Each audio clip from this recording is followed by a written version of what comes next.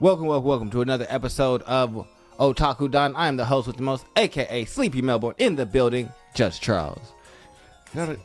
Let's get it go. We are here to talk about One Piece, Chapter 1122. The time is at hand. Which is it's a pretty good overall thing. So what's your thoughts about this one? I like that we got a third call to action. The One Piece is Real, Part 3 with Vegapunk. I like that we get to see Joy Boy. I like that it looks like Joy Boy has a peg leg also. Because he's more of a traditional. He's like, we thought Goldie Roger was the most. Do you think he has a hook hand or not? Oh, most definitely. Because he's probably pirate distilled. He probably has a parrot sitting around somewhere that talks for him. Yar. Because this looked like a. No, he just has really thin legs. No, because this leg is a regular leg, and this leg just looks like a wooden stick. And then this hand. We were literally just talking about how lazy Oda can be sometimes. True, but I'm thinking that he has a stick for a leg. Maybe, maybe not. We'll find out. You know how sometimes we be having ideas and then we be feeling stuff and it's like, yeah. I mean, yeah, we definitely are going to find out. I think that it was also interesting to see that there's definitely another level. Well, I don't know if I agree with the community on this. The community is like, there is another level of hockey. Oh, there's two levels for everything. Well, no, what they're saying is like, up until this point, everybody's kind of thought that Shanks is number one in terms of hockey use. He is. But now people are like, well, Joy Boy probably has to be number one because he had a attack that just basically reverted these guys back to their human form and sent them back to Marie Joie. I mean, which in my mind is like, well, while I do think it's an amazing hockey attack, I don't know if I don't think Shanks could do it. And that's where my thing is. It's not that I don't think this is so powerful, but I also think that Shanks might be able to do it. It's just another application of Conqueror's hockey. I don't get what people do. Like, I keep saying this, and eventually maybe it'll catch on. Conqueror's hockey is the ability to force your will on the world. But I think it's skill in terms of how you manipulate it. Yeah, I mean, there's skill involved in anything. So, like, or it could just be the raw amount of will that you had that just outstripped them to a ridiculous degree and they couldn't resist it. Yeah, but that's why they think that it might be that Joy Boy is stronger than Shanks, because it might just be him not even skilling it. It's just his raw, pure, just unleash of hockey did this. Not like specific use of it, just like unleashing it was enough to do this. And I'm like, well, we've never really seen Shanks fully unleash his hockey. Anytime he's like letting it leak and shit like that, his crew is consistently chastising him about the weaker members and him having to like keep that shit sewed up. So it's like we've never gotten to see him have a full like unleash. We didn't really see a real application until he smacked around Granbull when he was actually still in Wano Kuni, when he was on the shore of Wano Kuni. He's just like, hey, you stop that. Whoa, where are you? I'm sitting in my ship over here.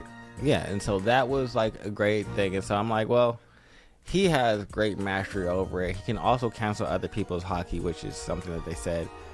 And so it's like, yeah, because it's basically a clash of wills. Of course, like Shanks' will smothers everybody else's. Like, I get it. What Joy Boy did was use Conqueror's hockey and just willed them back to where they were and willed them back in their normal form. And because his will was so great, it becomes true. He forced his will on the world. Who do you think is stronger, him or Shanks? I mean, I don't even know why that's. I don't necessarily, probably him, but I don't necessarily see the purpose in that conversation because he's dead. I mean, that's fair. It's just that's just kind of I mean, I can see the fun in the conversation. It's just like, overall, who do we think is probably stronger? The guy who clashed with the entire thing that entire government at this point and has them shook to the point where they don't want the fruit floating around because it could lead to the possibility of him actually existing, another version of him existing at some point. Like, you guys have warped your entire way you guys move about to make sure this guy doesn't happen to you guys again. That's true. How do you feel about the fact that Saturn is the only one to not get teleported back? Because he's the person who did the teleportation. It might be the fact there's some other interpretations that we could actually look at this in terms of Conqueror's Haki.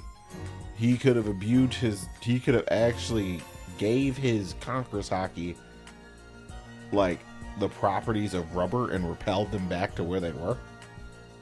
Like, there's lots of cool explanations for how this happened. And that may be another advantage of devil fruit users, is that their will is actually tainted by the devil fruit itself. So that means it takes on like properties of said devil fruit. For example, if Ace got to this point, his Conqueror's Haki might actually burn things away. That's fair. How do you feel about Kobe saying that he's going to stop Luffy? I mean, And do you think it's going to happen? well, no, because Luffy's the main character and Kobe's not. I mean, if we're just gonna boil it down to the most simplest state, but at the end of the day,